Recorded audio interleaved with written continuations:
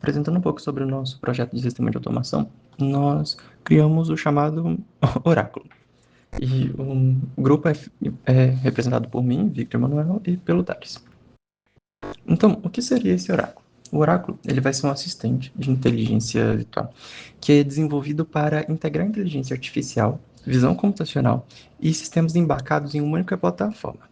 Então, qual que é o intuito dele? É reconhecer o administrador por meio de autenticação facial, interpretar comandos de voz e responder utilizando a IA, e controlar dispositivos físicos e interagir com uma interface visual por meio de expressões faciais e um radar em tempo real. Então, o objetivo, então, é demonstrar a integração entre software e hardware em uma solução interativa de automação inteligente. Em relação ao primeiro circuito, nós temos o circuito do ESP32. Ele é composto por um LCD OLED SPI de 1.8 polegadas, um ESP32C2, que é o nosso microcontrolador aqui desse circuito, uma bateria de 3.7 volts, e para a gente conseguir chegar na tensão de 5 volts, nós usamos um mini conversor booster, que ele eleva até uma tensão máxima de 5 volts. E para fazer a conexão da bateria, do conector e do mini conversor, nós usamos um módulo carregador de bateria. Então, nós chegamos no circuito final, onde todas essas peças estão interligadas. Então, o ESP32 ele vai controlar o display e processar as informações do sistema. O display ele vai exibir o radar e as expressões faciais. A comunicação do SPI ela vai realizar a transmissão dos dados para o display, então isso deixa uma coisa mais fluida entre ESP32 e o display. A bateria LiPo ela vai fornecer alimentação portátil ao circuito e o módulo carregador vai permitir recarregar a bateria via USB quando essa bateria estiver sem energia para manter esse circuito funcionando. Então, essa é a primeira parte do sistema. Essa é a que está acoplada na impressão 3D para simbolizar o nosso assistente virtual, o nosso oráculo.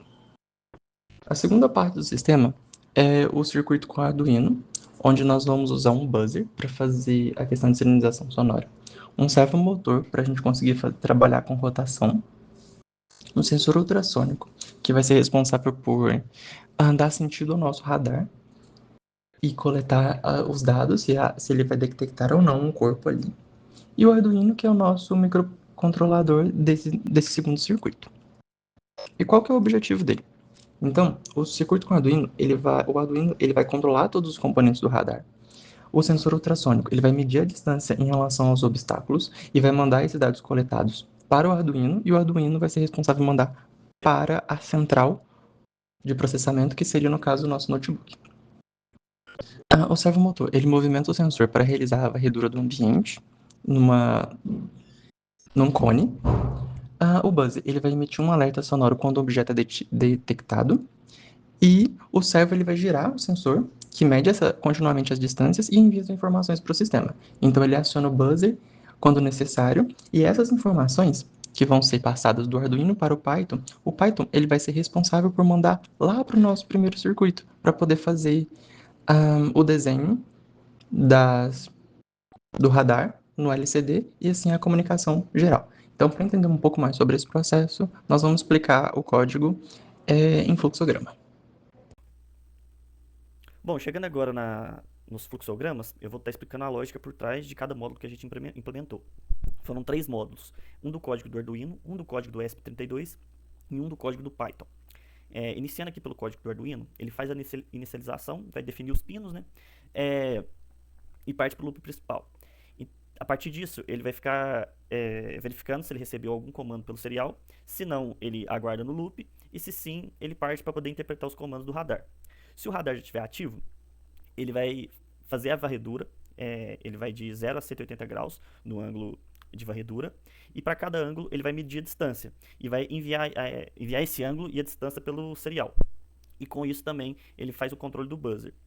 Como que funciona? Ele vai verificar se o objeto está até 100 centímetros de distância. Se sim, ele vai fazer um bip mais rápido, de 600 Hz. E se não, ele vai fazer um bip normal de 450 Hz. Agora, o código do ESP32. Ele faz a inicialização, vai iniciar o display, vai conectar o ESP32 ao Wi-Fi e vai iniciar o servidor TCP/UDP, que é a forma de comunicação que a gente fez do ESP32 com os outros módulos. Então ele conecta no Wi-Fi e vai para o loop principal. Aí ele vai ficar verificando se recebeu algum comando no TCP. Se não, ele continua no loop. E se sim, ele verifica qual foi o tipo de comando. E a partir disso, ele vai executar o comando. Se for ligar o radar, ele vai ligar e desligar o radar. Se for algo para poder mudar o rosto, ele mostra a expressão facial solicitada. E se for dados do radar, ele vai atualizar a tela do radar com os dados recebidos. E depois disso, ele sempre vai retornar para o loop principal. E agora, a última lógica do código Python. Ele vai iniciar, né, carregar as configurações, vai definir as constantes e as variáveis e vai inicializar os recursos. E depois disso, ele já faz a conexão com os dispositivos, com os demais módulos. Então, com o Arduino, ele abre a porta serial e com o ESP32 primeiro ele vai descobrir o ESP32 via UDP. No Arduino, ele verifica se já está conectado, se sim, ele está pronto para poder receber os dados do radar, e se não, ele vai exibir um erro, mas vai continuar tentando. E no ESP32 ele verifica se foi encontrado, se sim, ele vai conectar via TCP, e se não, ele também vai exibir o erro e continuar tentando. A partir disso, com a inicialização concluída, ele parte para a autentificação facial, vai verificar o rosto. Se o rosto for conhecido, ele faz a saudação, se não, ele dá acesso negado. Aí ele parte para o loop principal, onde ele vai ficar aguardando a palavra de ativação, que é oráculo. Se essa palavra não for detectada, ele não faz nada, continua no loop principal, e se sim, ele vai escutar o comando do usuário. E continuando aqui a lógica no Python, ele vai escutar, né, o comando do usuário e verificar se é um comando do sistema. Se não for um comando já pré-definido, que são esses aqui à esquerda que a gente definiu, ele vai receber como uma pergunta. Aí a IA vai analisar e vai receber a resposta depois dessa análise. Vai escolher uma expressão adequada no display e vai enviar a expressão para o ESP32 e faz a atualização do rosto. Agora, se for um comando já pré-definido, aí ele vai executar um dos comandos, que pode ser ou ligar e desligar o radar, enviar mensagem no Telegram, cadastrar um contato no Telegram ou encerrar. Depois disso, ele confirma a execução e fala uma resposta. Essa resposta é adicionada ao histórico da IA e depois disso ele volta para o início do loop. Ele vai fazer então a conexão no Wi-Fi. Assim que tiver tudo conectado, ele entra para a telinha de standby. E depois disso, nós vamos para a parte de startar o oráculo no nosso processador, que no caso vai ser aqui o notebook, que vai ser responsável por processar e fazer a comunicação.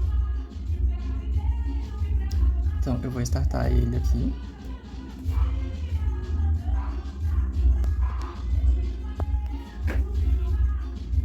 Aí ele vai cair na tela de fazer o reconhecimento facial, para poder só as pessoas autorizadas poderem desbloquear a função de acesso ao oráculo. Então, tem ali, assim que eu chego o rosto, ele faz a identificação e dá início no processo. Aí a gente volta pro oráculo e ele acorda. Administrador reconhecido. Bem-vindo, Vitor. Oráculo. Bom dia. Não há bom dia aqui. Sombras se movem, mas o tempo não se esconde. No caso, então, sempre quando você conversar com ele, a IA que está integrada nele vai tentar procurar uma das expressões que ele faz que mais seja condizente com o que ela quer demonstrar. Então, no caso, essa ela mudou a emoção para procurando. A outra função vai ser a questão do radar. Então, os dois funcionando junto. Oráculo. Ligar radar. Ativando os sensores místicos de varredura. Diga parar para encerrar.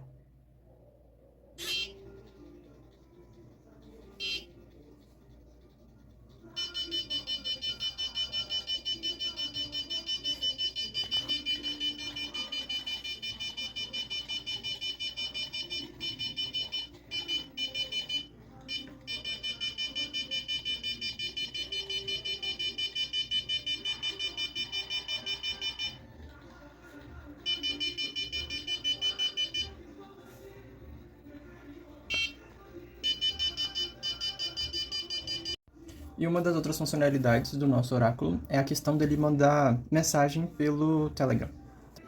Oráculo. Enviar mensagem. Para Para quem deseja enviar. Victor. Qual mensagem deseja enviar? Estou gravando o vídeo de apresentação do trabalho de automação.